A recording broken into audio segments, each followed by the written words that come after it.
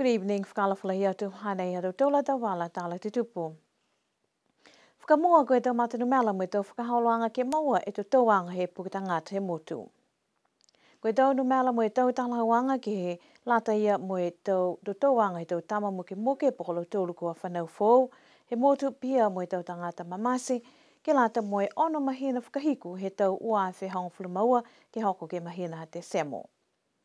Taha whakakisi anga mitake kua whakailoa he whahi tō numela, ne ki sia koe taha poini 5 e pasene kua hiki ke tau mata numela, ke he tuanga whanau fōu, mai mamase tali mai he mataulu tau ua whi hongfulu maua. Hongfulu maua e numela ko hiki ai ke tauanga ke ono e mahina whakamua he tau kia uni, moi hongofulu e numela kua hiki ke tauanga ke he ono e mahina whakahiku kia te semo ke whakatatai atu, ke he pukitangata he tau ua awhi hongofulu mataha, ko e taha e awhi whae seo moe ono ngofulu.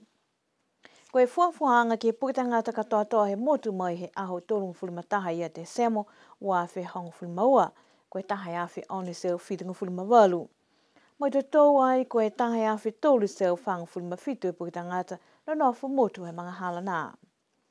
Tau muke whanau fōu ko e hongofulu maono, toko hiwa e whanau tāne, toko whitu e whanau whiwhine. Toko hongofulu malima ne whanau he motu mo toko taha ne whanau he taha motu I whafo. Ko e taunu mela ke tau tangata mamasi ko e ono 5 e tāne mo taha e whiwhine. Ko e taunu mela ki to whai tāne mo ki to whai hoana ke ono mahina whakahiku ko e 5. Tolu he mahina Sepetema, mo ua he mahina hana wema. Ko tau matanu mela nei, mai ke moa whakalaulahi mai he ofisa tu tonu mela he motu.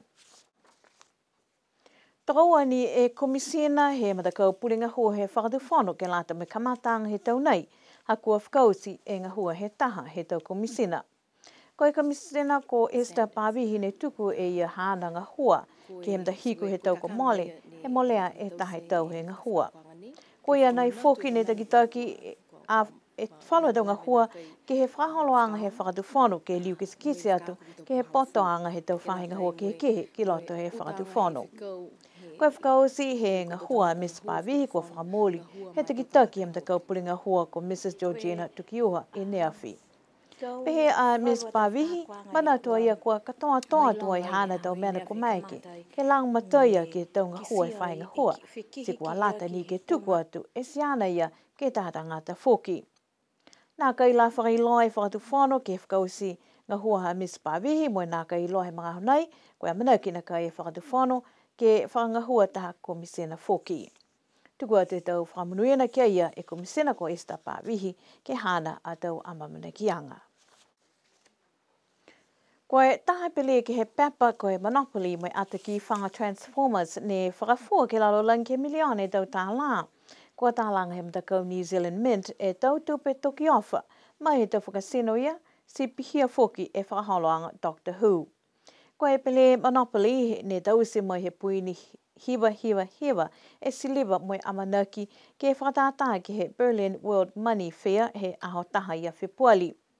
Pehe takitaki he mtakau New Zealand Mint ko Simon Harding mahui ngā lahi e pele Monopoly moi Transformers ke lalolangi si moka ke kisia whoki.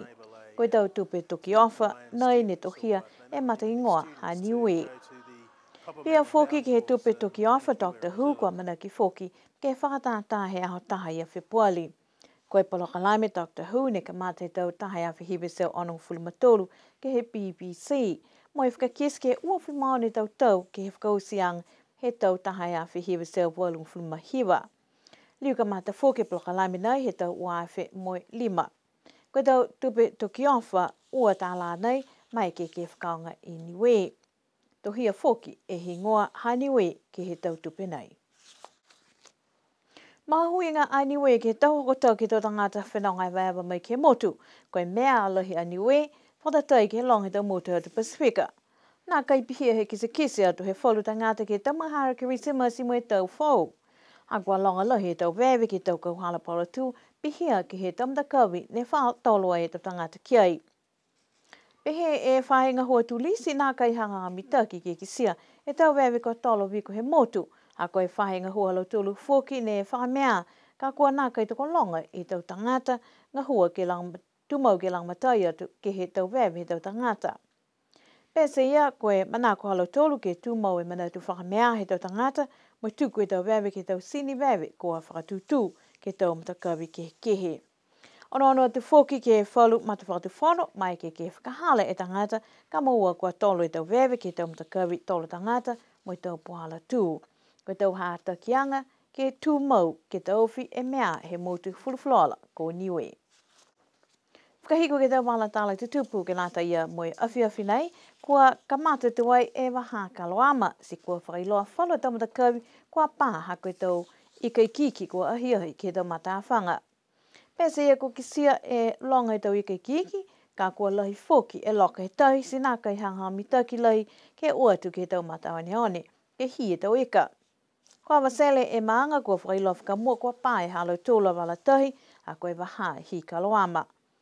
Pehe taha e tau mamatua e maanga lahi e whia ke kisia tau ika ka kua lahi loka he tahi sila te tau tangata ke mailonga ke aua whakanoa ke he whalo matakawi ke hi ika.